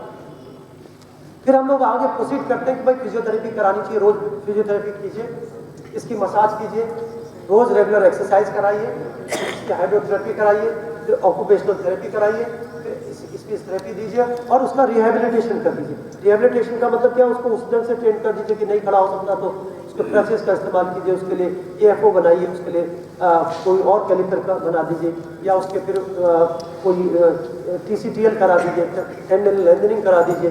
ये सारे छोटे मोटे ऑपरेशन, छोटी छोटी चीज़ें और बहुत सारी चीज़ें रिहेबिलिटेशन के लिए करनी पड़ती हैं।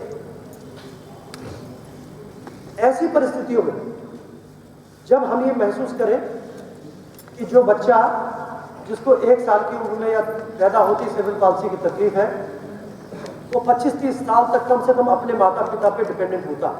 25-30 साल तक क्यों? क्योंकि 25-30 साल के बाद हम उस योग्य नहीं रहते कि उसको सर्विस दे सकें। ठीक है, 50-55-60 साल के होंगे तो हम खुद ही उसकी सेवा नहीं कर सकते। उसके बाद फिर और स्थिति और खराब होती है। तो ऐसे ही है, in these circumstances Marma therapy is good for the patients of cerebral palsy. हम ये कहते हैं जैसे हम 2 इक्वेशंस हम लोग बनाते हैं कि 2 minute marma therapy is equal to 5 lakh rupees of knee replacement. फिर यहाँ कहते हैं कि 2 minute marma therapy is equal to 25 years of dependence on others. 25 साल दूसरों पे निर्भरता 2 मिनट की मर्म चिकित्सा से ठीक होती है।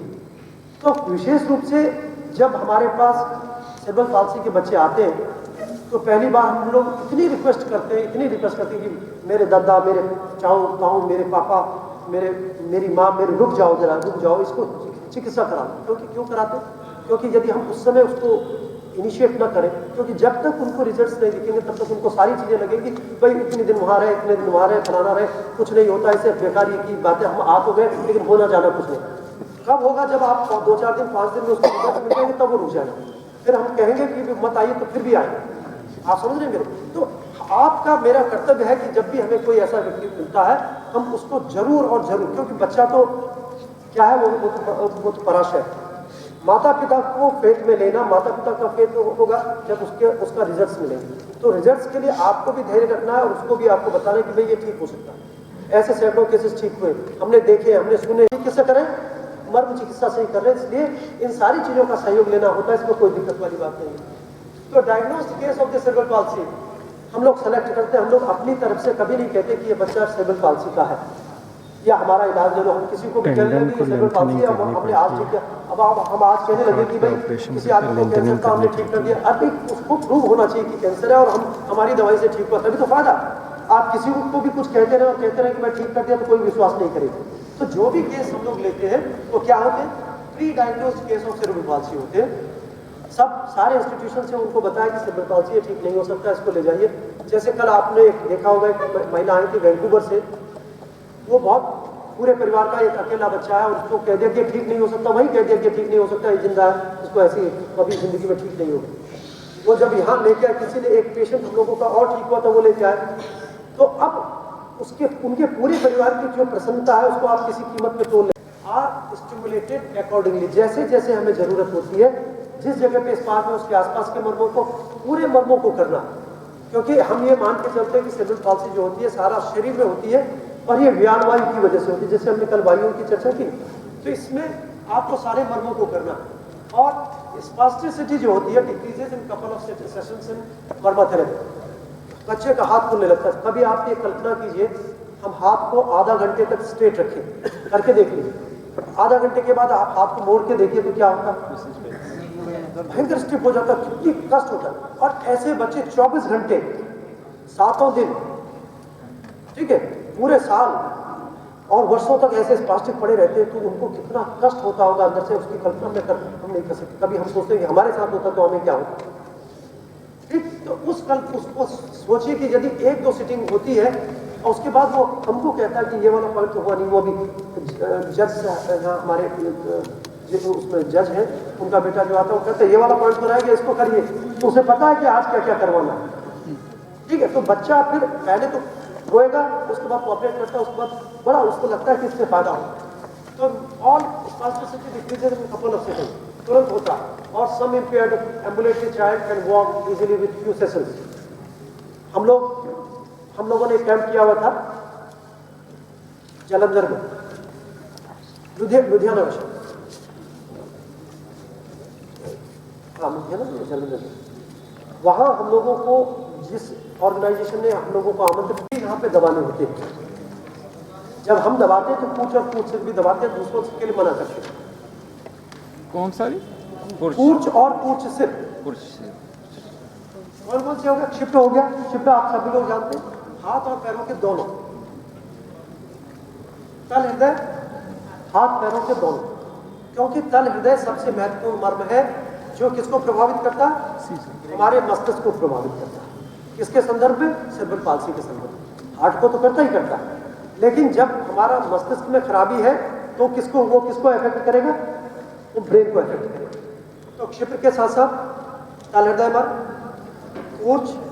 ऊर्ज से दोनों तरफ यहाँ, और गुल्फ और मणिबंध, ये भी बहुत महत्वपूर्ण है। जो काम गुल्फ करता है वही काम मणिबंध करता है। आप ये समझ सकते हैं कि एक जो मस्तिष्क होता है वो हमारा नीचे भी होता है, पता है आपको? नहीं, हमारी कमर में भी एक मस्तिष्क होता है जो कई चीजों को रेगुलेट करता है। पूछ सिर, ये यहाँ मर्म होते हैं, दो नाम है पूछ सिर। आपने सब डॉक्टर्स जानते हैं जो छोटे बच्चे होते हैं उनका यूरिनरी सिस्टम को रेगुलेट करने का सिस्टम कहाँ होता है? लंबोसेक्शन रीजन में, वहीं से गवर्न होता है सारा सिस्टम। बाद में शिफ्ट कहाँ होता है?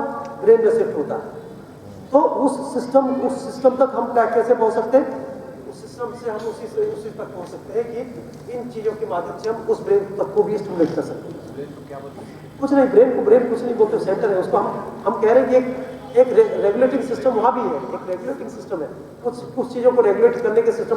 देखिए, हम पूरे ब्रेन को समझ नहीं पाए, हम ब्रेन के कितने हिस्से को एक्सप्लोर कर पाए? मुश्किल से 5% हम यूज़ करते हैं, 15% मैक्सिमम यूज़ किया जाता है। और ब्रेन के विषय में जो इन्फॉर्मेशन है, ये कहते हैं कि फोर ब्रेन किसी काम का नहीं है। कहते हैं ना कि फोर ब्रेन में जितने हुआ है, हिंड ब्रेन और मिडिल ब्रेन की बात ज़्यादा करते हैं। फोर ब्रेन के विषय में तो साइंटिस्ट को बहुत ज़्यादा पता नहीं है, लेकिन बहुत सारी ऐसी चीज़ें जो हम लोग नहीं जानते। लेकिन ब्रेन, हमारे शरीर में कोई भी चीज़ फालतू नहीं है, एक एक चीज़ की इंपॉर्टेंस, लेकिन हम उसको समझ नहीं पाए कि उसकी इंपॉर्टेंस क्या है।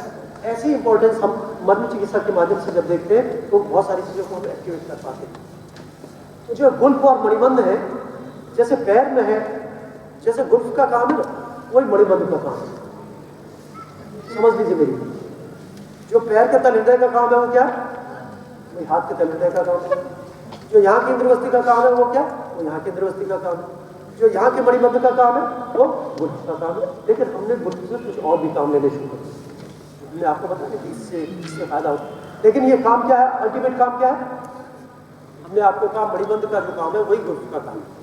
ब्रेन का एक्टिवेशन ऑफ द ब्रेन, ठीक है, वो हम लोग सामान्य रूप से लोगों को नहीं बता, लेकिन अब बहुत सारी बार रिपीटेड लोग आ रहे हैं, तो हर मर्म का वही काम है, क्षिप्र का क्षिप्र जैसा, ठीक है। लेकिन उसको रिफरेंस की बात करते हैं, नीचे के नाभि के नीचे उसका इस्तेमाल करते हैं, और नाभि से ऊपर हम हाथ के मर्मों का इस्तेमाल। लेकिन आप किसका, इसके लिए हम इसको भी तो करते हैं। इसके लिए यदि हमें करना तो हमें इसको भी करना होता है। इसके देखिए ये करस्पॉन्डिंग मर्मास है। करस्पॉन्डिंग मर्मास का मतलब क्या? उससे रिलेटेड जितने भी हमें उसको करना है। हमें आप आइडेंटिफाई अपने एक्सपीरियंस से करेंगे कि इससे ये फायदा ज्यादा हो रहा है, लेकिन पहले सब करने हैं, छोड़ना किसी को नहीं है। किसी से तो अगर धूल में लट तो मारते ना, धूल में लट ऐसे इनिशियली स्टार्ट होता है, धूल में लट सारे मर्मों को स्टिमुलेट कीजिए, लेकिन यहाँ धूल में लट नहीं है, क्योंकि मर्म के जो ब्रेन के मर्म है, ब्रेन के सभी पार्ट को स्टिमुलेट करना है, इसलिए लगभग सभी मर्मों को आपको स्टिमुलेट करना। तो गुल्फ, मणिबंध, इंद्रवस्ती, जानु और कुल पर इसको करना है। आणी, ऊर्वी, मर्म ऑफ द बैक, अंश फलक, रहती, आसंधी और कटिक तरु, इन सबको करना है। इसके बाद सामान्य रूप से हम लोग पीछे के जिसको नितंब है, नितंब को नहीं करते, कटिक तरु को सामान्य रूप से नहीं करते, बैठ के सामान्य रूप से वो प्रेरित होता है। गलत ढंग से दब जाएगा तो सियाटिक नोच पे सियाटिक नर्व पे प्रेशर आ जाएगा तो दिक्कत हो जाएगी। और कुकुंद्रक पीछे होता है उसको कुकुंद्रक है। आणी उर्वी मर्मा बैक अंश अंश फलक रहती पासुंदी कटितरुण मुकुंदरक से सब कूट और कूट से दिए इधर स्टिमुलेट करना है। इसको सामान्य रूप से नहीं करना, इसमें पेनफुल होता है, दिक्कत होती है इसमें बाद में परेशान। ये सामान्य रूप से जब भी आप whenever you are doing any work ये स्टिमुलेट होते रहते हैं, है ना। जब भी काम करेंगे हाथ टेक के उठेंगे तो ये स्टिमुलेट होते रहते हैं। ये वाला नहीं होता क्योंकि ये अंदर होता है कर्वेचर में, इसलिए इसको कभी कभी करना। पूछ और पूछ से प्रहती पीछ वाला तीसरे नंबर अंश हो गया। देखिए ये अंश है, अंश के बाद D3 पे अंश फलक, D7 पे है प्रहती, D12 पे है पार्श्वसंधि, L5S1 पे है सैक्रोइलियक जॉइंट पे है कुकुंद्रक। कटिक तरुण का है सियाटिक नोच के पास जहां हम ये बैठते हैं वो, और नितंब यह है ये इसके पास जो एंटीरियर सुपीरियर इलियक स्पाइन होता है उसके पास। ठीक है, तो ये सारे के सारे मर्म हैं, इनको सबको आपको वो करना। इंटरकॉस्टल जो इंटरकॉस्टल नहीं उसको कहते हैं इंटरवर्टिब्रल डिस्क, ये क्या कहते हैं ऑस्टोवर्टिब्रल एंगल, CVA ऑस्टोवर्टिब्रल एंगल, है ना। D12 पे जहां से लास्ट ग्रिप निकलते हैं उसके नीचे, D12 के नीचे, D12 L1 के पास।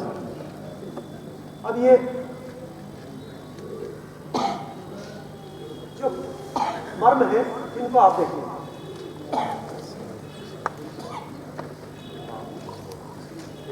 पांग इसमें थोड़ा सा फोटो खिंचा गई है तो उसमें ठीक से नहीं दिखाई देगी। प्रेजेंटेशन में जब फोटो इधर उधर की तो पॉइंट्स आगे पीछे हो सकते हैं, उसको सही ढंग से मैं आपको समझा दूं। ये सीमन बहुत महत्वपूर्ण मर्म होता है। यदि बच्चों के हाथ में छोटे बच्चे होते हैं उनमें इसको प्रॉपर प्रेस नहीं करना। आपने देखा होगा कि जो एंटरफ्रंटनेल है वो ओपन रहता है, जुड़ती नहीं हड्डी, तो बिल्कुल खिलखिला सा दिखाई देता है, उसमें धप धप से सुनाई देती है। तो उसमें क्या करना है आपको, हल्के हाथ से, जो बड़े बच्चे हैं उनमें आपको ये इस ढंग से प्रेशर देना है। फिर आप जो ये जो अधिपति है, अधिपति को भी स्टिमुलेट करना है। ये सारे के सारे मर्मों को स्टिमुलेट करना है, तकनीक होगा। फिर उसके बाद आप हल्के हाथ से उसको क्या कर सकते हैं, हल्के हाथ से उसको प्रेशर दे सकते हैं, बहुत हल्के हाथ से। देखिए इतनी लाइट प्रेशर देना पड़ता है उनको, बहुत ज़्यादा प्रेशर नहीं देना। तो हल्के हाथ से स्टिमुलेशन, एक ये क्या हो गया, अपांग हो गया, इसके बाद ये दूसरी उंगली हो गई, आवट हो गया, इसके ऊपर विक्षेप हो गया, इधर से शंख हो गया। ऐसे रखेंगे तो क्या होगा, ये सारी की सारी चीज़ें अपने आप, और ये सीमंत पे, और ये जो है ये इस वाली जोड़ पे जहाँ पे भी रखेंगे ये सारे के सारे आपके सीमंत, सारे मर्म इकट्ठा आपके स्टिमुलेट होते हैं। तो इसको हम कहते हैं क्लोज लोटस पोज। ये कीजिए, और अपने लिए तो ऐसे ही करना है हमेशा, अपने लिए कभी ऐसे ऐसे मर्मों को कोचना नहीं। ये आपके पास इसके खोलने की चाबी है। तो ये जो हाइपोथिलरी इमिनेंस है ये इस गड्ढे पे आना चाहिए, बाकी सब अपने आप आ जाए। चला आता, ये 2 3 4 5 6, कितना करना है जितना आप सह सकें, ये नहीं कि आप जोर से, और दूसरे का कभी नहीं करना। कहीं आपने दूसरे का दबा दिया तो नारियल फट गया, ऐसे नहीं करना कभी, ले हल्के हाथ से। इसमें कभी कभी चक्कर आ जाए। जो नेक जंक्शन है ना, आप ये देखें, आइए खोपड़ी दिखाई दे रही है, ये आप इसमें हल्के हाथ से बच्चे के पकड़ के इसको स्टिमुलेट करते हैं। बच्चे के लिए हम लोग क्या करते हैं, उसको कहते हैं कि भाई यदि उसको आप दबा नहीं सकते तो जस्ट जेंटल मसाज आप इसको कर सकते हैं। थोड़ा सेंटर में जेंटल मसाज कर सकते हैं, हल्का सा। देखिए प्रेशर आप देंगे तो बहुत हड्डियाँ कोमल होती हैं, तो उसके लिए आप जेंटल मसाज कर सकते हैं। हल्के से हम लोग इसको कहते हैं कि इसको हल्का सा इसको टैपिंग भी कर सकते हैं, हल्के हाथ से इसको टैप कर सकते हैं। और दूसरा जो होता है, ये दूसरी उंगली ऊपर आती है कान के पास, और ये कनपट्टी कहाँ होती है, कान जहाँ पे ऊपर होता है, ये कनपट्टी यहाँ होती है, यहाँ पे शंख होता है, इसके बीच में आवट और ये पीछे शंख होता है, कनपट्टी। यहीं पे कनपट्टी जो होती है बड़ा खतरनाक होती है कनपट्टी, ये टेम्पल होता है सबसे खतरनाक, ठीक। तो इसलिए इसको कुछ ज़्यादा छेड़छाड़ नहीं करनी। कैसे करना, हल्के हाथ से। तो ये आपकी चाबी ऐसे पूरी की पूरी, ये देख रहे हैं आप कितना बढ़िया सिस्टम है। यहाँ तक ये सारे मर्म, यहाँ तक 1 2 3 और 4 सारे मर्म आपके अपने आप होते। और इन अंगुलियों के बीच से क्या हो गया, ये अंगुलियाँ जो आपके लिए, इनसे आपने सीमंत दबवा दिया। इसकी जो आउटर कोर है इससे ये वाला सूचर दब गया, ये सेलेंडर सूचर दब गया। यदि पीछे यदि आप देखें तो हमारे हाथ से क्या होता है, यदि इसको करना तो ये आप ऐसे, अपने को करना तो कैसे कर सकते हैं इस वाले सूचर को, ये हाथ पे ऐसे होल्ड कीजिए, ऐसे ढंग से करें इसको, बड़ा अच्छा लगता है। इस पे ये जो कोर है, इस कोर पे जो हमारी सिलियरी ये है, हमारी जो आईब्रोज है, इनके पैरेलल रखिए और इनको ऐसे रखिए। ठीक है, तो यहीं पे आपका ये ऐसे रखेंगे तो यहाँ तक, और ये जो फ्रंटल बोन है, ये 2 पैराइटल बोन हो गए, ये ऑक्सीपिटल बोन हो गई। यहाँ पे आपने रखा तो ये कहाँ पे, ये पूरे उसी ज्वाइंट पे आता है हमेशा। ठीक है, तो इनको आप हल्के से बच्चे के स्टिमुलेट कर सकते हैं, वो पॉइंट का आइडेंटिफिकेशन कर लिए और जेंटल मसाज इसको आप कर सकते हैं। जेंटल मसाज के साथ साथ ये इंडिकेशन इसको आप यदि करें तो ये सामने के लिए हल्के हाथ से करेंगे और with the help of index, अंगूठे से, कई लोग क्या करते हैं अंगूठे से, यदि अंगूठे से आप प्रेशर देंगे अपना तो अंगूठे से प्रेशर पूरा नहीं आएगा, हड्डियों पे चला जाएगा। प्रेशर कहाँ पे आना चाहिए, प्रेशर उस गड्ढे में आना चाहिए, और गड्ढे पे ही प्रेशर आएगा। ये देखिए अंगूठे से प्रेशर आने में नहीं आएगा। और कहाँ आएगा प्रेशर, ये अंगूठे से, ये इंडेक्स फिंगर के टिप ऑफ द इंडेक्स, उसमें भी क्या करना, टिप। नाखून हो तो नहीं करना, यदि बड़े नाखून हो तो नहीं करना। इसको कर लिया, फिर उसके बाद उसके जो हम लोग ये स्टपनी मर्म की बात करते हैं, स्टपनी मर्म भी क्या होता है, इन बिटवीन भी देखिए यहाँ पे बहुत सारी जो बोन्स है वो मिल रही है, नेजलिस मिल रही है, फ्रंटल मिल रही है, ये साथ में मैक्सिलरी मिल रही है, और अंदर स्क्वाइटल, ये सारी के सारी यहाँ पे ये जंक्शन है। इस जंक्शन को यदि आप ऐसे प्रेशर देते हैं तो ultimately you are transferring the stimulus to the brain, सीधे ब्रेन में जा रहा है। ठीक है, तो ये बहुत महत्वपूर्ण मर्म है, लेकिन इसको ज़्यादा जोर से नहीं करना, इसको आराम से इसको करिए। फिर इसके बाद इसके विधुर को कर सकते हैं, देखिए क्योंकि हमें सारे के सारे जो इसके सेंस ऑर्गन्स हैं उनको स्टिमुलेट करना है। तो सेंस ऑर्गन्स के लिए क्या है, ये विधुर क्या करता है, कान की कंडीशंस को ग्रो करता है। फिर उसके बाद इसको आप हल्के इससे भी कर सकते हैं। इसका सब्स्टिट्यूट क्या होता है, यदि कोई जो बोलता नहीं है उसके लिए एक चीज और कर सकते हैं, संघाटक डीप सीटेड होते हैं 4 संघाटक मर्म का होता है, अंदर होते हैं, ये बाहर का आउटर पार्ट, उसको स्टिमुलेट करने का एक साधन और भी है जो हमारे पास, हम इसको यहाँ से भी इसको स्टिमुलेट कर सकते हैं। विशेष रूप से जिन बच्चों को बोलने में दिक्कत होती है उन बच्चों में हम इसको यहाँ से भी इसको स्टिमुलेट कर सकते हैं। यहाँ भी कीजिए और यहाँ भी कीजिए, तो देखा जाता है कि परिणाम ज़्यादा अच्छे होते हैं। ठीक है, तो ये जो मर्म है उनको उत्प्रेरित करना है, अंश को कर सकते हैं, और ये पूरे के पूरे मर्मों को यहाँ से करना है। ये तल हृदय भी कर दीजिए, तल हृदय को सामान्य रूप से जो सब सारी प्रक्रिया पूरी कर लेते हैं उसके बाद तल हृदय करना चाहिए लास्ट में, पहले से शुरू से तल हृदय नहीं करते, सारे चीज कर दीजिए उसके बाद तल हृदय कर दीजिए। ठीक है, तल हृदय को पहले कब करते हैं ये जान लीजिए, जैसे जिन बच्चों को हाइपरटेंशन, जिन लोगों को हाइपरटेंशन है, बहुत ब्लड प्रेशर है, पहले तल हृदय कर लीजिए, फिर उसके बाद उन मर्मों को कर लीजिए। जिसको हार्ट की प्रॉब्लम है उसको तल हृदय कर लीजिए, फिर और मर्म को कर लीजिए। इतना थोड़ा सा वेरिएशन आपको करना पड़ता है, क्योंकि इससे आपको बेनिफिट मिलता है कि इसके जो हार्ट के बेनिफिट है आप उसको इस मर्म से आप कर सकते हैं। हाथ के पैर के, फिर उसके बाद इनिशियली हम लोग उसको बैक के पॉइंट्स नहीं करते, जब उसकी बैक स्टेबल हो जाती है, यूजुअली क्या होती है उसकी कमर, कभी कभी काइफोस्कोलियोसिस होता है, कभी कभी अनस्टेबल होती है, उसको होल्ड ही नहीं कर पाता पैरों को, तो उसमें क्या होता है यदि आप मर्म के पॉइंट करेंगे तो उसमें नुकसान होने की संभावना होती है। तो आप कम से कम 1-8 महीने इंतजार कीजिए और पॉइंट्स कीजिए, उसके बाद start with the of the back. ठीक है, तो मर्म को पीछे के मर्मों के लिए जल्दीबाजी नहीं करनी है, पीछे के मर्मों को आप बाद में स्टिमुलेट कर सकते हैं। तो आप ये सब समझ गए कि कौन कौन से मर्म कहाँ थे। ये विदुर मर्म हो गया, पीछे से हमने देखा ये क्राटिका मर्म हो गया, यहाँ पे अधिपति मर्म हो गया, एक सीमंत ये है, एक सीमंत ये है, एक सीमंत सामने। तो हल्के हाथ से ये बच्चे को रोज यदि स्टिमुलेशन देंगे, लेकिन आपको देखना चाहिए कि वो ऊपर का जो तालू है वो भर गया हो, तभी आप उसको स्टिमुलेशन दें, अन्यथा उस पर हल्का सा तेल या कोई ऐसी चीज़ की मसाज कर सकते हैं। इसके बाद आप अपांग कर सकते हैं, आवर्त कर सकते हैं, ये सारी चीज़ों को हल्का हल्का मसाज दे सकते हैं। फिर ये श्रृंगाटक मर्म के लिए हमने आपको बताया स्तपनी भी जरूर करना है, इसमें स्तपनी भी। तो जितने भी सामने के मर्म इनको बहुत जेंटल प्रेशर दें, इनको कोई ज़्यादा प्रेशर नहीं देना, ज़्यादा प्रेशर देंगे तो नुकसान हो सकता है। इसलिए इन सारे मर्मों को करना, हाथ पाँव के, पैर के और गर्दन के सारे मर्मों को उपचारित करने से इसमें फायदा होता है। खाने के लिए हम लोग आधा घंटा देंगे। क्वेश्चन हमेशा जब भी बच्चे को आप करें, कोशिश करें कि टोटल उसकी बॉडी रिलैक्स हो जाए जितनी हो सकती हो, और उसका कॉन्फिडेंस जब तक आप उसको नहीं करेंगे, उसको यूजुअली हम लोग क्या करते हैं, जो बच्चे सेरेब्रल पाल्सी के होते हैं वो म्यूजिक उनको बहुत अच्छा पसंद होता है, तो हल्का सा उनको मोबाइल पे थोड़ा सा कोई भजन या कोई म्यूजिक या कोई मंत्र लगा दीजिए तो उसका ध्यान उसकी तरफ रहता है। और after that just you can start Marma therapy. Therapy should be started from the lower extremity. धीरे धीरे धीरे धीरे पैरों से शुरू करें, उससे बातचीत करें, हाथ मुंह पे सिर पे लगाएंगे तो सीधे भड़क जाएगा बच्चा। पैरों से सीधे धीरे शुरू करें, अपर एक्सट्रीमिटी करें, फिर बैक करें और हेड करें, धीमे धीमे कर लें। पहले दिन आप लोअर एक्सट्रीमिटी करके छोड़ दीजिए, अपर एक्सट्रीमिटी कीजिए, धीमे धीमे करना है, एकदम नहीं करना है, एकदम कॉपरेट नहीं करेंगे।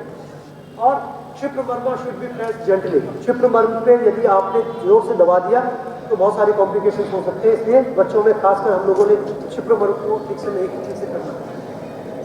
गुल्फ मर्म में होता है, both sides of the ankle होते हैं, शुड बी वाइब्रेटेड। यदि पूरे रिजल्ट लेने हैं तो हम क्या कहते हैं, दो तरफ वाइब्रेट करनी चाहिए, लेकिन बताते कैसे, एक ही तरफ करनी, क्योंकि दूसरी तरफ का छोटे बच्चों में तो मिलता ही नहीं। इसलिए ये केयरफुली करना है, because these points are careful, so patient may not be cooperative. तो बड़े जेंटल करके हल्के हल्के हल्के हल्के 1-2 बार कीजिए, 3 बार कीजिए, 4 बार कीजिए, जिससे कोऑपरेटिव। क्योंकि देखिए ये एक ऐसा काम नहीं है कि इसमें आज ही करें, कल यदि वो आए नहीं तो फिर क्या हो। तो इलाज आपने आज मर्म दबाया और आपने ऐसे दबा दिया कि वो कल आपके पास आया नहीं तो आपका फेलियर है, 100% फेलियर। भले ही रिजल्ट पहले दिन आपको न मिले, कम से कम वो आपके पास आए, तभी तो फायदा है, नहीं तो फायदा कुछ नहीं। कंप्लाइंस होनी चाहिए, आपकी जो थेरेपी है उसकी कंप्लाइंस होनी चाहिए। यदि कंप्लाइंस ही नहीं, आप कितनी बढ़िया से बढ़िया दवाई दें, कितनी महंगी से महंगी दवाई दें, वो खाए ना तो क्या फायदा, तो फायदा। तो ऐसे ही उसकी कंप्लाइंस होनी चाहिए। आफ्टर फ्यू सेशंस जो होता है, pen at the Marma side decreases considerably. पहले इनिशियल जो है होते हैं, जब भी हम मर्म के बिंदुओं को छूते हैं तो पेनफुल होते हैं, बहुत दर्द होता है, लेकिन 1 सीटिंग 2 सीटिंग के बाद उसका दर्द कम हो जाता है। तो मरीज कहता है जी कल तो आपने दवाया था, बहुत दर्द था, आज तो नहीं, तो ठीक है, तो इसका मतलब अब दर्द नहीं होगा, आप चिंता ना करें। The whole process of the daily marma therapy takes only, कितना टाइम लेता है, 3 से 5 मिनट। ये मैक्सिमम लिखा है मैंने, 3 से, मुझे 1 मिनट लगता है, फट किया और 1 मिनट लगता है। यदि हम पूरा ठीक से भी करें तो कितना टाइम लगता है, 3 से 5 मिनट। इससे कम समय वाली कोई चिकित्सा पद्धति हो तो मुझे बताएं। हमें इंजेक्शन लोड करने में या आईवी देने में, हमें आईवी का ट्रांसफ्यूजन करने के लिए यदि हमें उसका लाइन डालनी है तो उससे ज़्यादा टाइम लग जाता है, ठीक है। Just after every session patient feels decline in the spasticity and other symptoms and feels better and more comfortable। तुरंत 2-2 सीटिंग के बाद, 3-3 सीटिंग के बाद हमें लगता है कि अब ये आदमी खुद कंफर्टेबल होता है। पहले चीखेगा, चिल्लाएगा, टेबल पे नहीं लेटेगा, फिर धीमे धीमे उसे पता है कि फायदा होता है, फिर खुश होकर आता है, फिर अंकल जी नमस्ते भी कहता है, बाद में जब बोलने लगता है। तो ये धीमे धीमे इसके आपको मिलेंगे। अब ये जो फॉलोअप मर्मा थेरेपी है ये बहुत महत्वपूर्ण होती है। आपने मर्म चिकित्सा कर दी 2 दिन, 4 दिन, 15 दिन, 20 दिन, ये महत्वपूर्ण नहीं है। महत्वपूर्ण क्या है, post operative Marma therapy is more important. यदि पोस्ट ऑपरेटिव मर्मा थेरेपी ठीक से नहीं होगी तो आपके रिजल्ट्स एट पार नहीं आएंगे, वो अपने दिमाग में नहीं आएंगे। तो इसमें क्या होता है, जो 3 से 5 sessions per day gives remarkable result. सामने सामान्य रूप से हम क्या कहते हैं कि कितनी बार करना चाहिए, 3 बार, लेकिन मर्म चिकित्सा सेरेब्रल पाल्सी में हम कहते हैं 5 बार। कौन से 5 बार, 2 बार वो, 1 बार जब बच्चा हमसे पहले सो जाता है, उस समय सोए हुए बच्चे में किए, और हमसे देर से उठता है, सुबह सोते सोते उसके कर दीजिए। तो जब सोते सोते कर देंगे तो रात भर की स्पास्टिसिटी और सिम्टम्स खत्म हो जाते हैं, और दिन भर का जो एग्जर्शन की वजह से जो सिम्टम्स हुए वो रात को खत्म हो जाते हैं। 2 सेशंस उसको एक्स्ट्रा देने से हमने देखा कि फायदा ज़्यादा है। तो 3 सेशंस आप दे सकते हैं तो ठीक है, और ये 5 सेशंस किसको देने, उनके मदर फादर को देने। तो कभी भी आप ये ना कहिए कि आप मेरे पास ही आते रहिए, मैं करूँगा तो ठीक होगा। आपकी ये मॉरल ड्यूटी है कि जो भी चीज़ आप करते हैं आप पूरी की पूरी तरह से उसको नॉलेज ट्रांसफर करेंगे और उसको बताएंगे कि, और फिर उसको हफ्ते की भर बाद चेक करेंगे। चेक करने का एक मेथड है, उसको हम कहते हैं सकाई टेक्निक। सकाई टेक्निक एक हमारे जापान